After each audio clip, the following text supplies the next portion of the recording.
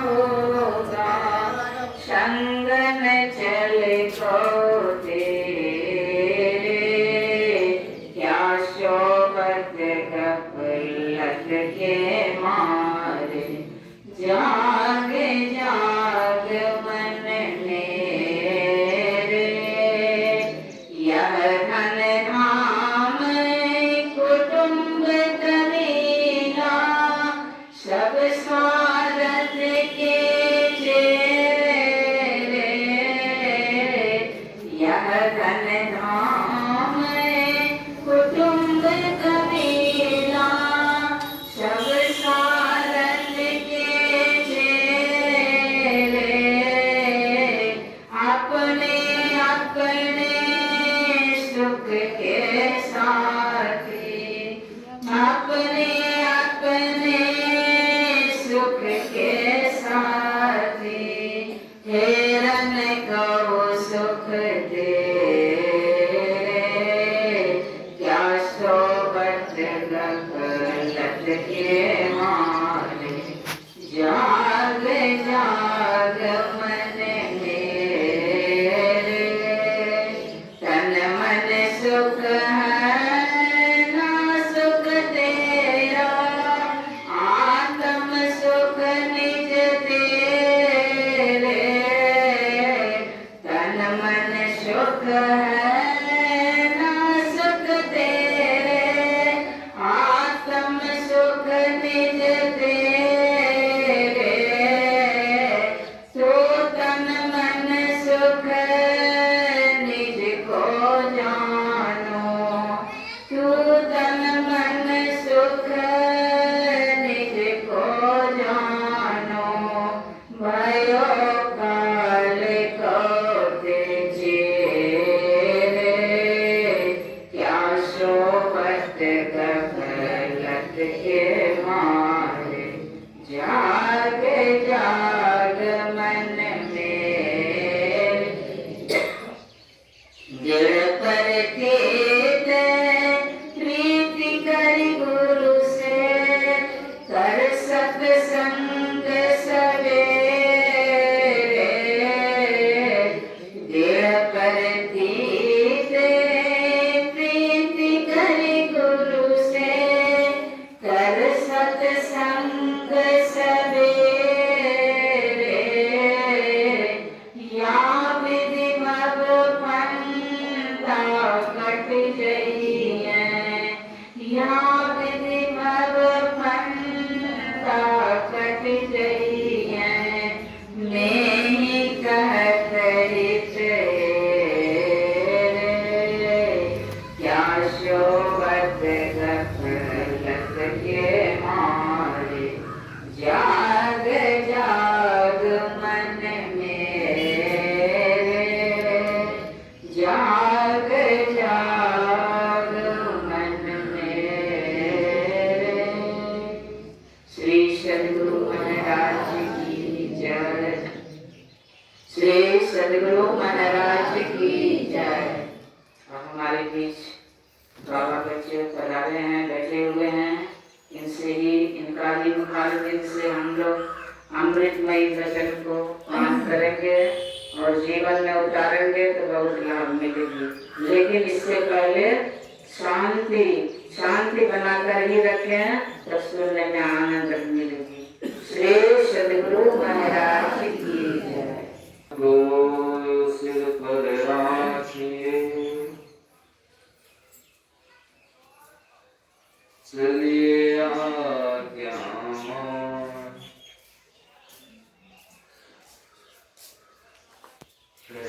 कबीर दास को तीन लोक दरबार।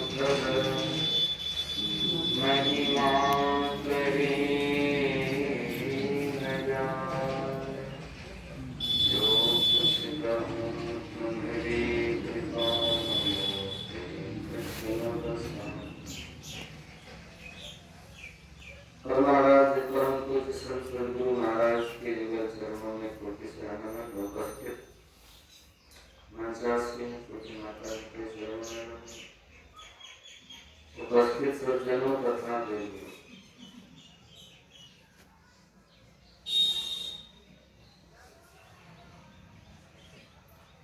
नए वर्ष के शुभ अवसर पर यहाँ संतमत का सत्संग रखा गया है।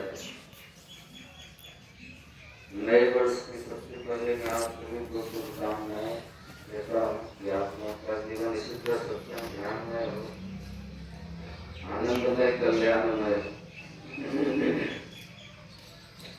मैं आप लोगों को एक चीज बताऊं, क्योंकि संत कबीर साहब कहते हैं जो लोगों के समझ में बहुत आसानी से आते हैं।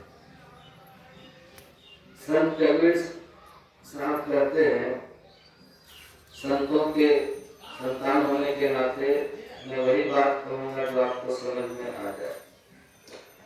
आप लोग बैलगाड़ी चलाते होंगे, आप नहीं चलाते हैं तो बैलगाड़ी, दुनिया के कोई भी गाड़ी देखते होंगे, उस गाड़ी को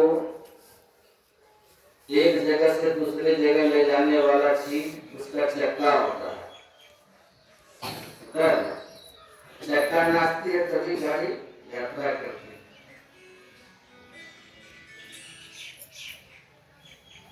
लेकिन वो चक्का जिस चीज पर नाचती है, जिसको आपको हम धूरी कहते हैं, साधारण भाषा में धूरी में बोलते हैं, वो धूरी स्थिर रहता है। यदि चक्का के साथ साथ धूरी भी नाचने लगे तो फिर गाड़ी जगह पर पहुंचने के वजह से सबसे ऊपर चला जाए। गाड़ी भी ऊपर जाएगी, गाड़ी पर जो बैठा वो भी ऊपर चला जाएगा। ऊपर मतलब जाएगा, मतलब उसको जीवन खतरा हो जाएगा। तो जब गाड़ी चलती है उसमें दो चीज होती है, एक धूरी एक चक्का। चक्का का काम है घूमना, चक्का का काम है नाचना, और धूरी का काम है स्थिर रह करके उस चक्के को नचाना। सहज और असहज को समझने के लिए आप इस चीज से समझिए कि जैसे धूरी स्थिर सत्ता है और चक्का उस पर दौड़ने वाली सत्ता है, ठीक उसी प्रकार से हमारे जीवन रूपी गाड़ी को चलाने के लिए दो चीज है। एक है आत्मा की धुरी और दूसरा है मन का चक्का। मन का चक्का जब नाचता है आत्मा की धुरी पर, तभी संसार का कोई भी कार्य होता है, संसार की कोई भी प्रगति होती है। अब सहज और असहज को समझने के लिए इससे ज्यादा बेहतर चीज मैं आपको नहीं समझा सकता कि जैसे चक्का मन है और धुरी आत्मा है। जब हमारी चेतना उस चक्का के साथ जुड़ करके नाचने लगती है तब हम असहज हो जाते हैं, और जब हमारी चेतना, हमारी वृत्ति चक्का के तरफ से लौट करके धुरी के पास आ जाता है तब वह चीज सहज अवस्था होता है। क्योंकि चक्का नाचती है और नाचने वाले चीज के साथ हमारी चेतना जब जुड़ेगी तो हम भी नाचने लगे, नाचेंगे ना। और नाचने वाले चक्के से हट करके जैसे ही हमारी चेतना धूरी के पास आकर के स्थिर हो जाती है, उसको सहज कहा जाता है। सहज और असहज की ये परिभाषा। अब मैंने चक्का किसको कहा? मन को। अधूरी किसको कहा? आत्मा। सीधी बात समझिए कि यदि आपकी चेतना, आपकी वृत्ति मन के साथ संलग्न होकर के विषय में और प्रपंचों में नाच रहे हैं, तो इसका मतलब है कि आप अभी असहज हैं और आपको सुख मिलेगा, अशांति मिलेगी।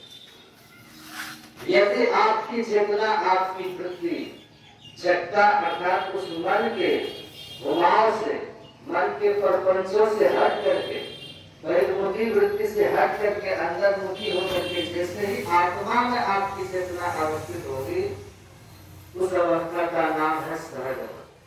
समझ रहे हैं? इसी के लिए दुनिया के तमाम साधक अपने अपने तरीके से प्रयास करते हैं। हमारी चेतना बाहर से लौट करके अंदर में आए, इसीलिए हम आंख बंद करते हैं, ध्यान करते हैं। हमारी चेतना मन के बाहर से लौट करके आत्मा में स्थिर हो, इसीलिए हम लोग कान को बंद करते हैं। हमारी चेतना, हमारे जीवन की ऊर्जा बाहर से बहिर्मुख वृत्ति से लौट करके अंतर्मुखी होके आत्मा में स्थित हो जाए। इसीलिए हम लोग सभी इंद्रियों को एकाग्र करके शांत करते हैं, ध्यान करते हैं। क्योंकि दुनिया के जितने भी प्राणी है ना, सबके पास जीवन की ऊर्जा है। जैसे आपके पैकेट में 100 रुपया दे दिया जाए तो उस 100 रुपए को खर्च करने की आजादी आपको होती है। चाहे उस 100 रुपए से आप सिनेमा देख लीजिए, कि उस 100 रुपए से आप कहीं जाकर के बढ़िया भोजन कर लीजिए, सत्संग सुन लीजिए, धर्म कथा करवा लीजिए, कोई लोहा को दान दे दीजिए, ये आपकी मर्जी है ना। 100 रुपए की पूंजी आपके पास में है तो उस रुपए से चाहे तो आप देसिया को गिफ्ट दे दीजिए, चाहे सब महापुरुषों को भेंट कर दीजिए, ये आपकी मर्जी। 100 रुपए यदि आपके पैकेट में है तो उससे आप दूध खरीद के पी लीजिए कि आप शराब की बोतल लेकर के नाचिए, ये आपकी मर्जी, कोई प्रतिबंध नहीं लगा है कि नहीं। प्रकृति में ऊर्जा की पूंजी धरती के तमाम मनुष्यों को दिया गया है, जितने भी है, कोई चाहे स्त्री हो चाहे पुरुष हो, बच्चे हो या बूढ़े हो, जवान हो, हिंदू हो मुसलमान हो, कोई भी इस धरती के मनुष्य है, सबके पास प्रकृति को या परमात्मा का ही हो संतुष्टि है। कहने से कोई फर्क नहीं पड़ता, प्रकृति परमात्मा सब एक है। वह शक्ति, जिस शक्ति के द्वारा आपको जीवन ऊर्जा मिली है, वो बराबर सबके पास बराबर है, हमारे पास भी आपके पास भी। अब उसको आप खर्च कैसे करते हैं आप समझिए। असहज होकर खर्च करते हैं कि सहज होकर के खर्च करते हैं, ये आपके ऊपर निर्भर करता है। मन के साथ घुल मिल करके आप उसे खर्च करते हैं कि आत्मा में अवस्थित होकर के उसे खर्च करते हैं, ये आपके ऊपर निर्भर करता है। और मैंने क्या कहा कि असहज और सहज की परिभाषा सिर्फ इतना ही है, चक्का के साथ यदि आप मनोवृत्ति जुड़ी है आपकी तो आप असहज हैं, और धूली के साथ आपका मन आकर के जुड़ गया है, आप सहज हो गए। क्योंकि जब नाचने वाला चीज है उसके साथ जब तक आपका जुड़ाव रहेगा तो आप स्थिर नहीं हो सकते, है कि नहीं। कोई व्यक्ति गाड़ी पर बैठ जाए, गाड़ी चल रही है, वो आदमी कहे कि हम जिस जगह बैठे हैं उसी जगह स्थिर रहेंगे, ये कभी होगा? परिवर्तनशील संसार से जब हमारी चेतना जुड़ेगी तो हमारी चेतना में भी परिवर्तन होगा, और जहाँ परिवर्तन होता है वहाँ लाभ भी होती है, वहाँ हानि भी होती है। जहाँ परिवर्तन होता है वहाँ सुख भी होता है, वहाँ दुख भी होता है। जहाँ परिवर्तन होता है वहाँ यश भी होता है, अपयश भी होता है। क्योंकि परिवर्तन का नाम ये घुमाव, जहाँ घूम रहा है उसी को परिवर्तन कहा है, और घूमने में स्थिरता तो कभी हो नहीं सकती। इसलिए जो व्यक्ति अपने मन के साथ जुड़ करके जीवन जीता है, कहा भी गया है उसके लिए, मन के कहे जो चलते हैं वो दुख ही दुख है पाते, माया के बस में जो है वो घोर नरक में है जाते।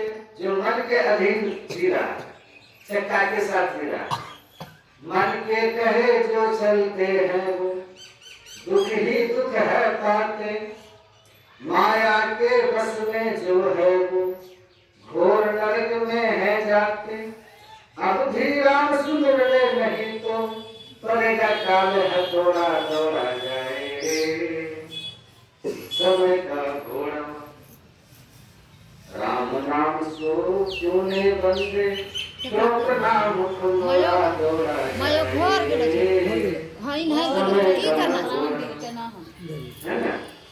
समय का घोड़ा दौड़ रहा है, हम लोग समझ नहीं पाते।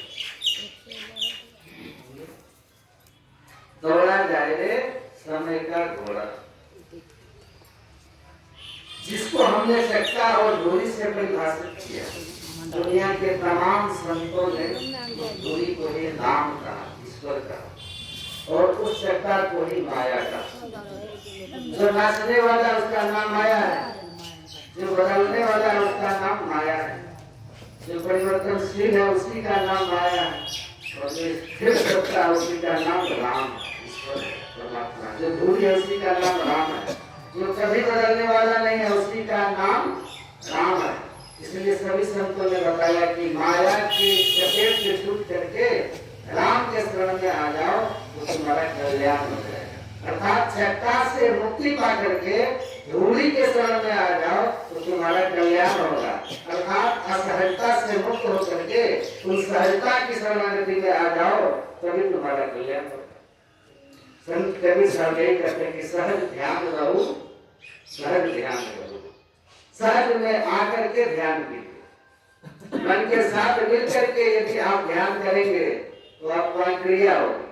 आत्मा के साथ मिलकर के करेंगे तो क्रिया नहीं होगी, क्योंकि आत्मा स्वतः क्रिया से मुक्त है, तो वहां पर क्रिया करने की आवश्यकता नहीं होती। लेकिन जब तक मन के पास में है तब तक आपको करना पड़ेगा, है ना?